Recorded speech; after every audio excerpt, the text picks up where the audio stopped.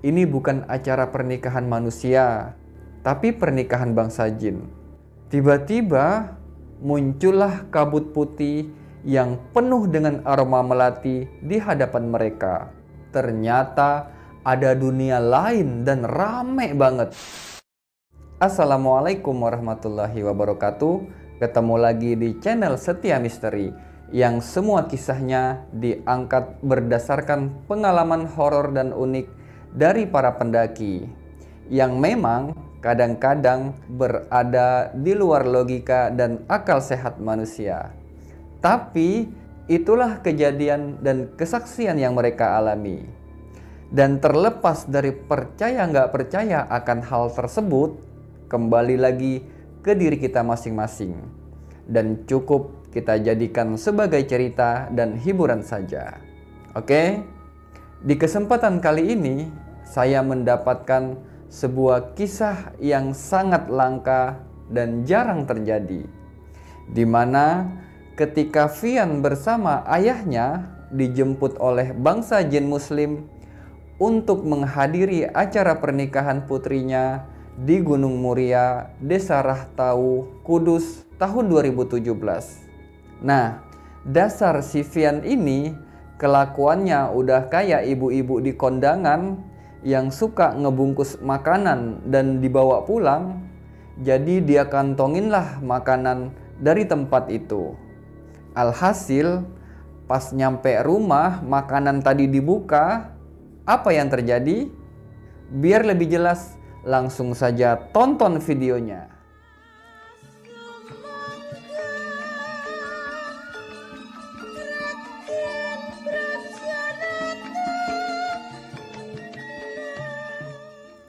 Kejadian ini bermula ketika ayahnya Fian menjadi salah satu pengurus pondok pesantren yang ada di daerah Kudus. Dia pernah menolong salah satu jin muslim yang lagi kesulitan. Dan jin muslim ini tinggal di sungai nggak jauh dari pondok pesantren itu. Setelah beberapa tahun, tepatnya di hari Senin selepas Isya, di saat Fian dan ayahnya tengah makan malam bersama di ruang tengah, ada yang mengetuk pintu depan dan mengucapkan salam. Assalamualaikum. Dijawablah sama ayahnya Fian. Waalaikumsalam. Siapa? Saya utusan Pak Sutiri. Nah, ngedengar nama Pak Sutiri disebut, ayahnya Fian kaget dan terdiam sejenak. Lalu ayahnya ngomong lagi, "Ya, ada apa dengan Pak Sutiri?" Saya mau menyampaikan pesan dari Pak Sutiri. Bapak Sutiri mau menikahkan putrinya hari Kamis malam Jumat besok. Ketika itu, memang bertepatan dengan malam 1 Syuro. Bapak sama anak bapak diundang ke acara pernikahannya. Sampaikan salam saya sama Bapak Sutiri. Bilang, saya akan datang bersama putra saya. Seketika setelah mengucapkan salam, suara itu pun hilang. Nah, ibunya Fian langsung ngomong, "Loh, kok ada tamu bukannya dibukain pintu, malah dibiarin aja?" "Saya sudah paham," kata ayahnya Fian. Singkat cerita, hari Kamis sore bersiap-siaplah Fian bersama ayahnya untuk berangkat ke undangan Bapak Sutiri. Di situ Fian seneng banget karena bisa pergi ke undangan teman ayahnya. Karena dalam pikiran dia, kondangan pasti akan banyak makanan enak di sana. Setelah bersiap-siap, sekitar jam 5 sore, berangkatlah Fian bersama ayahnya dari Jepara menuju ke Kudus, yang ditempuh kurang lebih 30 menit perjalanan dan menggunakan sepeda motor milik ayahnya. Lalu jalanlah mereka menuju ke Desa Rahtau di kaki Gunung Muria. Setiba di gerbang Rahtau, mereka lanjut jalan menuju ke lereng Gunung Muria. Nah, ketika Fian dan ayahnya melewati gerbang Rahtau, motor yang mereka kendarai tiba-tiba menjadi berat seperti membawa muatan yang berlebihan. Nanyalah Fian sama ayahnya, "Ya, kok motornya kayak ngeden dibawa nanjaknya? Emang kamu nggak lihat? Ada yang ngawal kita di belakang." Ada yang ngawal? Fian pun bingung di situ. Emang siapa yang ngawal kita? Itu suruhannya Pak Sutiri. Dia ngejemput kita di gerbang Rahtau tadi. "Kamu mau lihat?" kata ayahnya Fian. "Serem nggak ya?" "Nggak begitu sih. Nih, coba kamu lihat dari spion motor." Pas Fian mengarahkan spion motornya, ternyata ada sosok tinggi besar tengah berdiri dan ikut di motor mereka. Sampai-sampai saking tingginya cuman separuh badan yang terlihat dari spion motor. Ngelihat motor yang semakin melambat ditambah jalan yang semakin menanjak, Fian pun ngomong ke ayahnya, "Ya, kalau kayak gini terus, kapan nyampe-nya kita? Bisa nggak makhluk itu disuruh turun dulu?" Nah, di situ ayahnya Fian langsung membaca surat Al-Kahfi dan seketika kendaraan yang mereka naiki langsung enteng dan jalannya pun lebih laju. Sebelum tiba di kaki Gunung Muria, masuklah waktu maghrib. Fian dan ayahnya mampir ke sebuah musola yang ada di tepi jalan. Sholatlah mereka berdua di musola itu. Ayahnya Fian menjadi imam dan Fian menjadi makmum di belakang. Pas ayahnya Fian membaca walad dolin amin, ternyata ada suara lain yang ikut mengamini tepat di sampingnya Fian.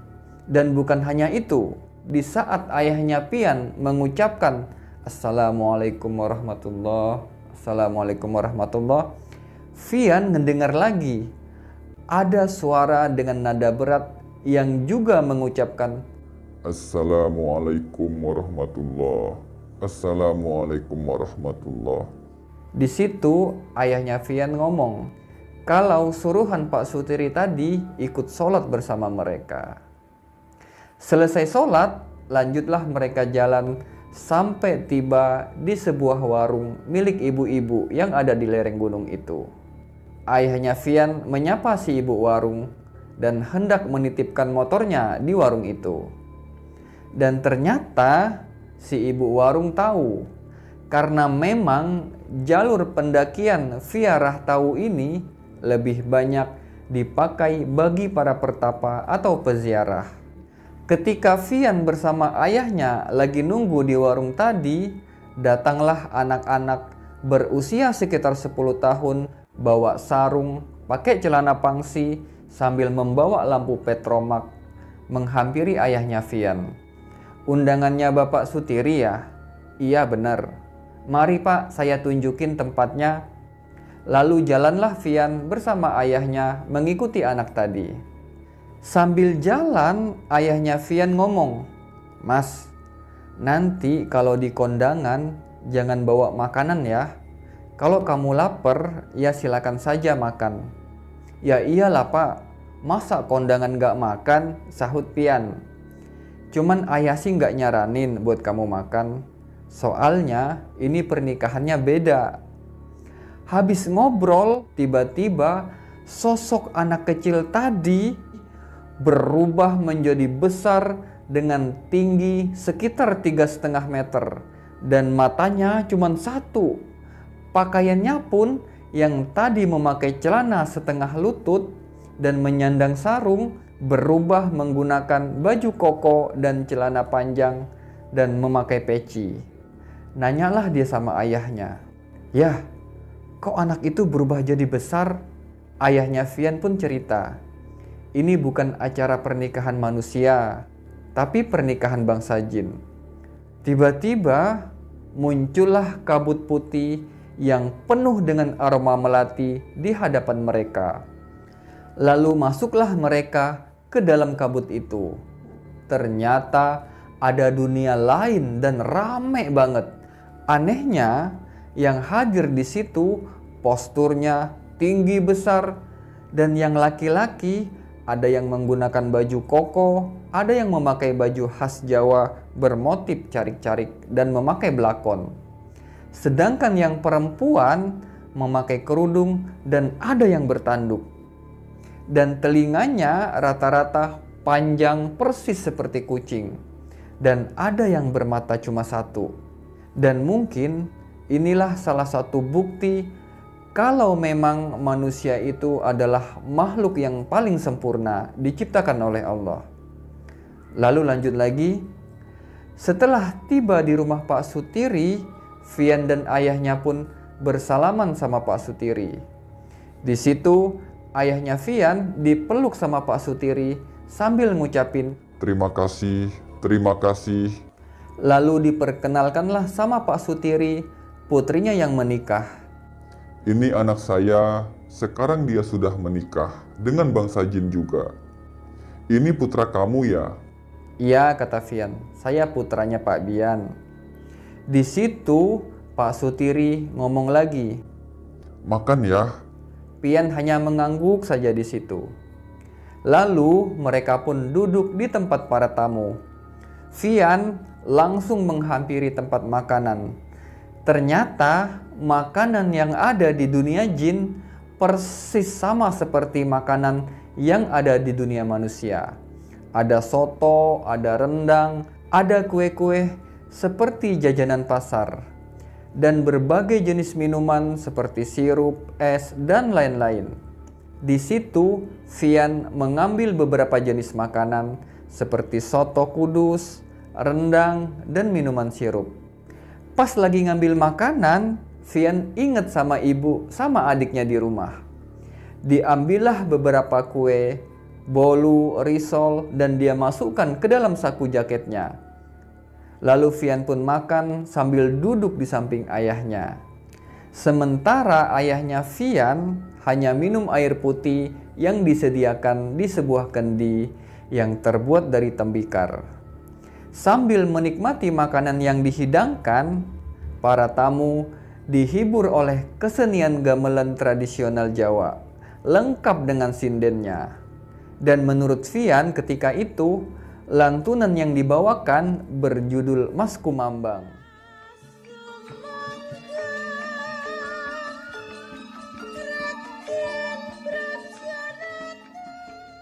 Lalu setelah makan, mereka pun pamitan sama Pak Sutiri dan diantarlah lagi berjalan menyusuri hutan lebat.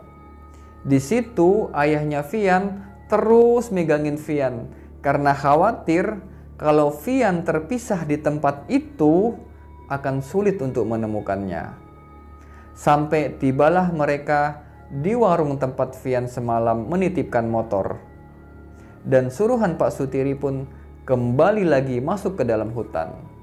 Kali ini yang jaga warung sudah digantikan sama bapak-bapak suami dari ibu pemilik warung.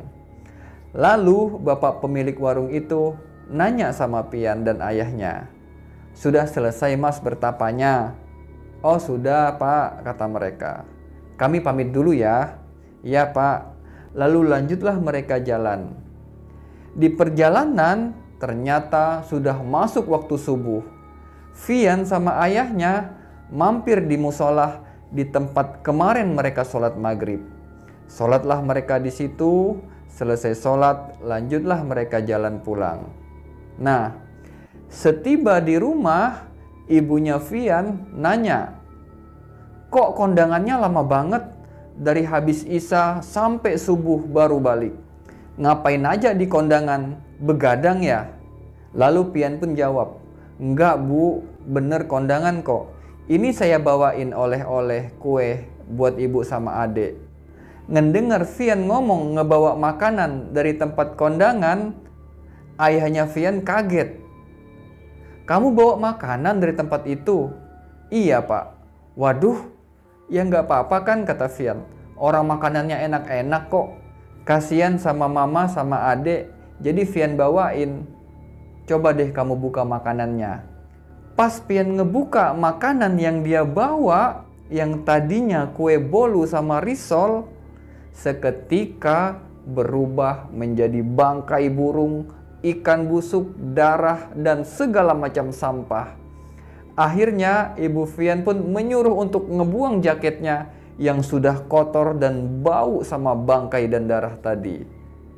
Setelah Fian tahu ternyata makanan jin dari bangkai, darah, dan saripati-saripati sampah, dia jadi kepikiran, apa yang udah saya makan tadi dan apa yang udah saya masukkan ke dalam perut saya waktu di kondangan itu. Nah, sejak kejadian itu, Fian sempat nggak bisa makan sampai 3 hari karena keingatan akan makanan yang ada di alam jin itu. Dan sejak terakhir Fian bersama ayahnya hadir di acara pernikahan bangsa jin tadi, dikabarkan sampai kini ayahnya udah nggak pernah lagi berhubungan sama makhluk dari bangsa jin muslim itu. Karena dengan menghadiri acara pernikahan putrinya Pak Satiri dari bangsa jin adalah bagian dari bukti niat baik ayahnya Fian untuk menghormati Pak Sutiri yang sudah mengundang mereka. Oke Sobat Misteri, itu tadi kisah pengalaman Fian ketika dia masuk ke alam jin di tahun 2017. Mudah-mudahan kita bisa mengambil pelajaran dan pengalaman dari kisah tadi. Dan jangan lupa ikuti juga kisah-kisah lain di video berikutnya. Saya tunggu kalian di sana. Dan terima kasih juga buat kalian yang sudah mensupport channel ini. Semoga kalian terhibur. Assalamualaikum warahmatullahi wabarakatuh.